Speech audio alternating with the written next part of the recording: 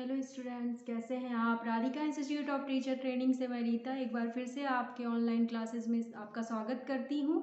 आज मैं अपने बीएड 2020 के फर्स्ट सेमेस्टर के स्टूडेंट्स का पेपर सेकंड लेकर आई हूं, जिसका नाम है perspective in psychology of teaching learning and development.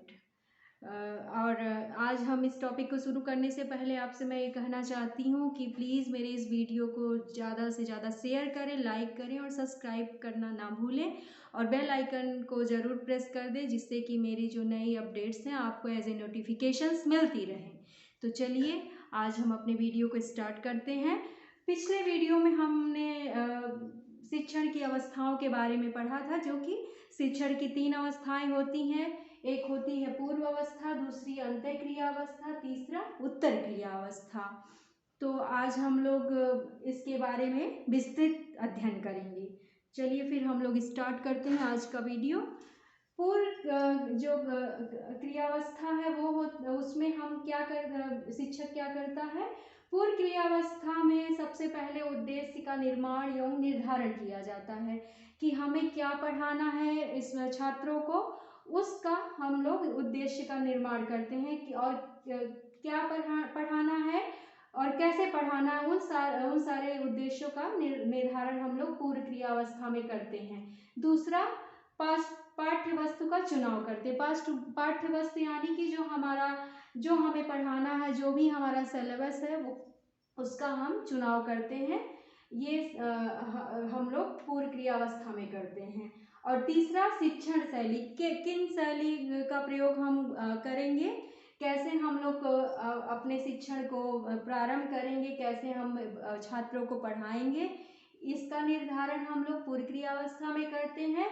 और शिक्षण व्यूह रचना का चयन करते हैं। शिक्षण व्यूह रचना का चयन यानी कि किन किन व्यूह रचनाओं के द्वारा हम छात्रों को पढ़ाएंगे, जिससे कि वह बेहतर हमारे शिक्षण को वो बेहतर समझ सकें। जो भी हम उन्हें जिस उद्देश्य से हम उनको कक्षा में जा रहे हैं पढ़ाने के लिए, वो हमें उस उद्देश्य की प्राप्ति हो जाए, इसका हम निर्धारण करते हैं। इसके लिए हम शिक्षण व्यूह रचना का चयन करते हैं और शिक्षण युक्तियों का चुनाव करते हैं। शिक्षण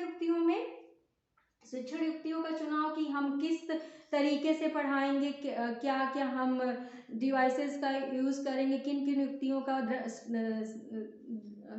श्रव्य, दृश्य, इन सारी जो भी हमारी सहायक सामग्रियां हैं उनका किन किन सामग्रियों का हम इस्तेमाल करेंगे, उन सब का हम चुनाव करते हैं। पूर्व क्रियावस्था में निर्धारण करते हैं कि हम किन किन सामग्रियों के द्वारा अपने शिक्षण को और प्रभावशाली बना सकते हैं। शिक्षक इन सारी चीज़ों का निर्माण पूर्व क्रियावस्था में करता है।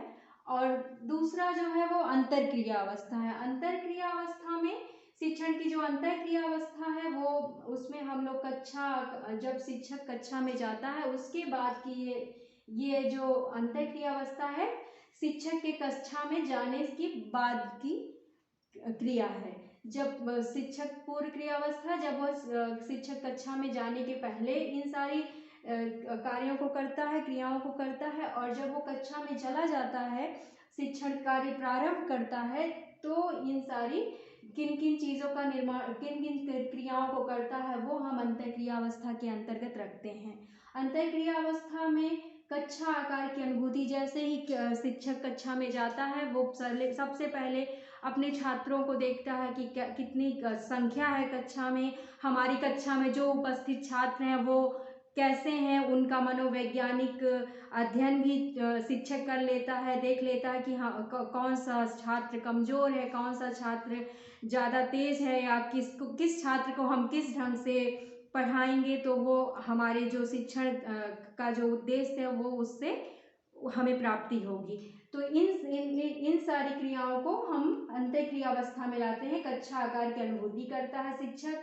छात्रों का निदान, छात्रों को देखता है कि डायग्नोसिस, छात्रों का निदान यानी कि स्टूडेंट डायग्नोसिस, छात्रों का निदान, वो कक्षा में जाता है और ये देखता है कि कौन सा छात्र किस तरह का है, किस प्रकृति का है। ये सारी चीज़ें अंतःक्रियावस्था में शिक्षक करता है। तीसरा, क्रिया या निष्पत्ति कार्य, जो भी क्रिया करता है वो इस अवस्था के अंतर्गत आता है, अंतःक्रिया अवस्था के अंतर्गत आता है। जो भी कक्षा में जाने के बाद शिक्षक करता है। उद्दीपकों का प्रस्तुतिकरण, जो भी शैली, जो भी उद्दीपकों का यूज करता है शिक्षक, वो सारी अंतःक्रिया अवस्था के अंतर्गत आती है। पृष्ठ पोषण तथा पुनर्बलन, जो पृष्ठ पोषण यानी कि फीडबैक, जो भी शिक्षक जब अपने शिक्षण कार्य को प्रारंभ करता है तो छात्र कुछ ना कुछ उन्हें फीडबैक देते हैं। ये सारी चीजें क्या होती हैं, वो अंतःक्रिया अवस्था के अंतर्गत आती हैं। शिक्षण युक्तियों का विस्तार, शिक्षण युक्तियों का विस्तार करता है कि हम किस तरह से और जो भी चीजें हैं उनका उपयोग करेंगे तो हमारा जो शिक्षण है वो और प्रभावशाली होगा, और हम जो भी उद्देश्य को लेकर चल रहे हैं उसमें हम अधिक से अधिक उस उद्देश्य की प्राप्ति कर लेंगे। इन सारी चीज़ों के लिए शिक्षण युक्तियों का विस्तार किया जाता है अंतःक्रिया अवस्था में। इस स्टेज में, शिक्षण की इस अवस्था में हम इन सारे शिक्षक इन सारी क्रियाओं को करता है। और जो सबसे अंतिम अवस्था है, तीसरी अवस्था, वो है उत्तर क्रिया अवस्था।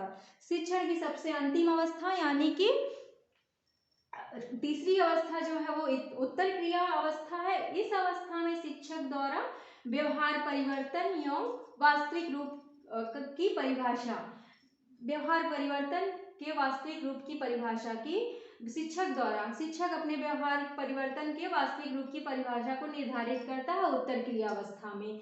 और दूसरा है मूल्यांकन की उपयुक्त प्रविधियों का चयन। मूल्यांकन की उपयुक्त प्रविधियों का चयन करता है शिक्षक उत्तर क्रिया अवस्था में। उसे किस तरह से मूल्यांकन करना है, जो भी उसने पढ़ाया है अपने कक्षा में अपने छात्रों को, उनका मूल्यांकन हम किस तरह से करेंगे, वो सारे प्रविधियों का चयन, टेक्निक्स का चयन जो है, सिलेक्शन जो है, वो उत्तर क्रिया अवस्था में शिक्षक करता है।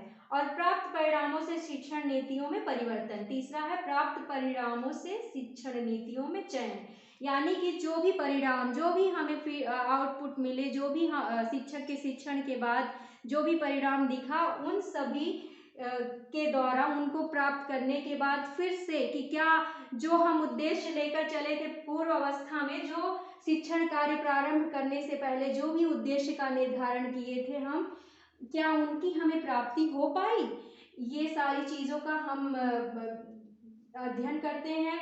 और फिर हम अपने शिक्षण कार्य में और परिवर्तन करते हैं, जिससे कि हमें अपने उद्देश्य में अधिक से अधिक प्राप्ति हो सके। हम जो शिक्षक जो छात्र को देना चाहता है, अपने शिक्षण के द्वारा जो भी चीज़ें बताना चाहता है, वो बेहतर ढंग से उसे समझ सके, ग्रैप्स कर सके। इन सारी चीज़ों के लिए जब शिक्षक परिणाम का अध्ययन करता है, उसके बाद फिर से किस हद तक, किस तरह से छात्रों ने उनके उद्देश्यों को, उनको शिक्षक को अपने उद्देश्य की प्राप्ति कितना हुआ, उसको देखने के बाद वो फिर से अपने शिक्षण को और सुधारने का प्रयास करता है, और नए नए चीज़ों का, नई नई शिक्षण नीतियों यानी कि टीचिंग पॉलिसीज में अपने चेंजेस लाता है और बेहतर करने का प्रयास करता है। तो ये उत्तर क्रिया अवस्था जो मेरी शिक्षण की जो लास्ट स्टेज है, उसमें ये किया जाता है। यानी कि जो पूर्व अवस्था है उसमें हम निर्धारण करते हैं शिक्षण को हम कैसे करेंगे, क्या पढ़ाएंगे, हर साहित्य का चयन करते हैं, किन किन शिक्षण उक्तियों का प्रयोग करेंगे उनका चुनाव करते हैं। फिर उसके बाद क्लास में जब हम कक्षा में जाते हैं शिक्षक वो किन किन क्रियाओं को करता है, ये सारी चीज़ें हमारी अंतःक्रिया अवस्था के अंतर्गत आ जाती हैं।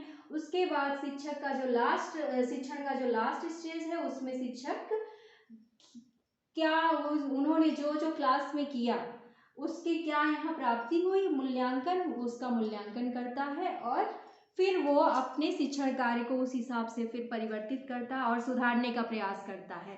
फिर आज के लिए इतना ही, फिर हम आपसे फिर अगले वीडियो में मिलेंगे एक नए टॉपिक के साथ। तब तक के लिए आपको धन्यवाद।